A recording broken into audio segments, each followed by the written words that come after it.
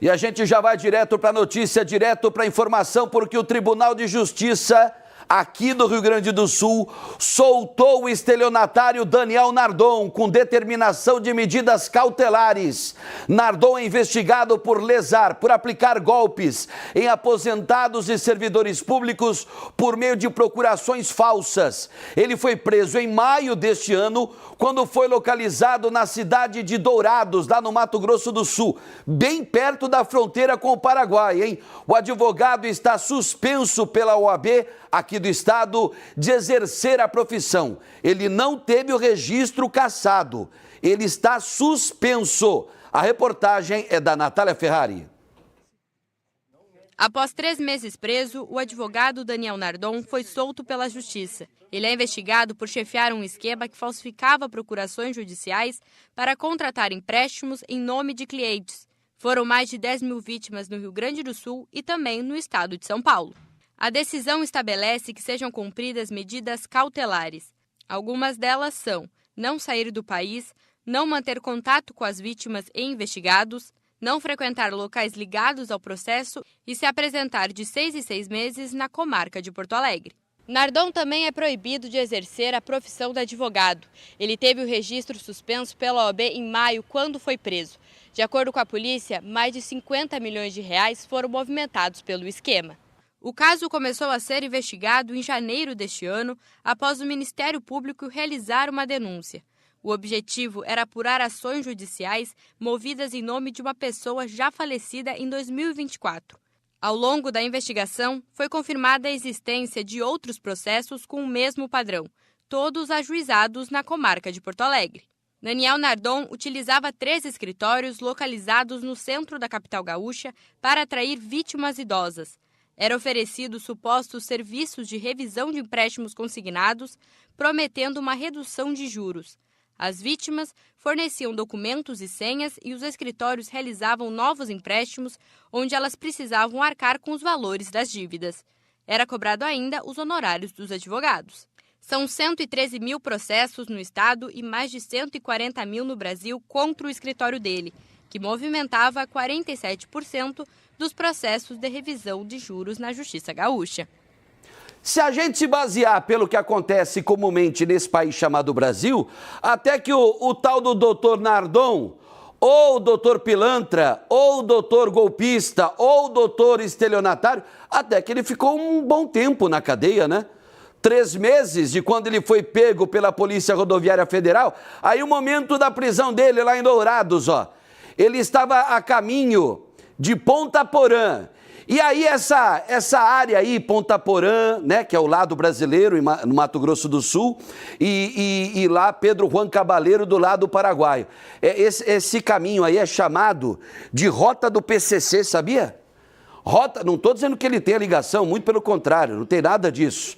Né? Apenas estou ilustrando aí, comentando que esse caminho que ele estava tentando chegar lá em Ponta Porã, e de Ponta Porã para passar para o lado paraguaio, é muito fácil, é sopinha, né? Melzinho na chupeta, como diz o outro. Esse caminho aí é conhecido, repito, como Rota do PCC. Grande parte das lideranças desta facção criminosa que nasceu lá no sistema prisional do estado de São Paulo, lá nas cadeias paulistas, grande parte aí dos cabeças, se bem que quase todos estão presos em unidades federais aqui no Brasil. Mas o pessoal do PCC que conseguiu fugir do Brasil saiu por meio dessa rota aí, né? Pegando Dourados, Ponta Porã e aí já do lado paraguaio Juan Cabaleiro, é isso que eu falei? Pedro Juan Cabaleiro, isso. Pedro Juan Cabaleiro é o nome da cidade paraguaia, que fica bem na fronteira com Ponta Porã. E Ponta Porã, cerca de o quê? Poucos quilômetros de Dourados, onde o advogado, ainda advogado, suspenso, né?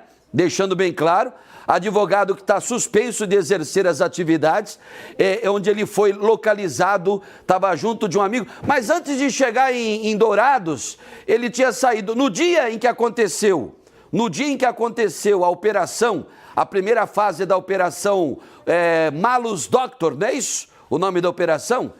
Quando teve a primeira fase, ele estava em São Paulo. Ele disse que não tinha intenção de fugir do Brasil, né? Ele, pelo menos, falou isso. Mas se ele tivesse realmente a intenção de colaborar com as autoridades, de colaborar, inclusive, com a investigação da polícia aqui do Rio Grande do Sul, ele tinha voltado para Porto Alegre, ele tinha voltado para cá. Mas não, ele de São Paulo foi lá para Mato Grosso, lá na divisa com Goiás.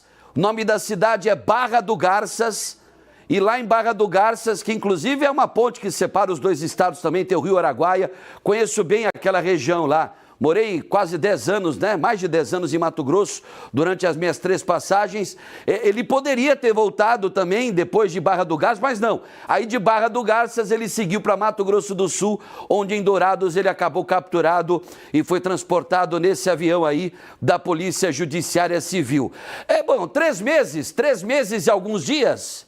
Tem medidas cautelares que terão que ser respeitadas. Será que ele vai respeitar essas medidas cautelares impostas aí na decisão do Tribunal de Justiça Gaúcho? Ou ele vai tentar de novo viajar lá para o Mato Grosso do Sul para tentar, né, pisar no Paraguai? Porque ele tem processo que não acaba mais, né? São cento e quantos mil aí? 140 mil ou 140 mil processos contra ele em todo o Brasil. Tem os processos daqui, se eu não me engano, aqui é cerca de 115 mil, né? 115 mil processos. Tem aí os processos de São Paulo, de vários estados do país. Então, ou seja, a situação dele é bastante complicada, mas como a gente vive no Brasil, a gente sabe como é que é, né? Dificilmente, principalmente quando alguém tem muito dinheiro. Né, quando alguém aí, né, é endinheirado, dificilmente fica muito tempo na cadeia. E aí, né, primeira instância mantém preso, chega no Tribunal de Justiça e acaba, com bons advogados, acaba convencendo, né, pela liberdade provisória. E vamos ver, né, o que vai acontecer, né? Qual será o próximo capítulo da novela Daniel Nardon? Será que ele vai cumprir com as medidas cautelares? É uma pergunta que eu deixo no ar. Não estou querendo acusar ninguém, nem pré-julgar, nem execrar ninguém. Mas o que ele fez com as vítimas é coisa de gente bem vagabunda, né? Bem vagabunda. Por que eu estou falando isso? A maior parte das vítimas, professores aposentados, brigadianos da reserva, sabia? Tem até um conhecido meu, o Gayer, né, que, se eu não me engano, 2 ou 3 processos do Gayer, ele meteu a mão no dinheiro. Brigadiano que estava na reserva, o Gayer voltou, está na ativa novamente. Mas ele também caiu aí, está na lista gigantesca de vítimas dos escritórios do advogado suspenso Daniel Nardon, o doutor picareta, o doutor pilantra, o doutor estelionatário. Olha ele aí, ó. Cara de pau, sem vergonha, né? Vamos aguardar, gente. Vamos ver se ele vai permanecer aí cumprindo direitinho o que determinou o Tribunal de Justiça ou se ele vai, de novo, tentar dar no pé, né? Deitar o cabelo, virar poeira. Bom, gente, a Ana já está aqui e eu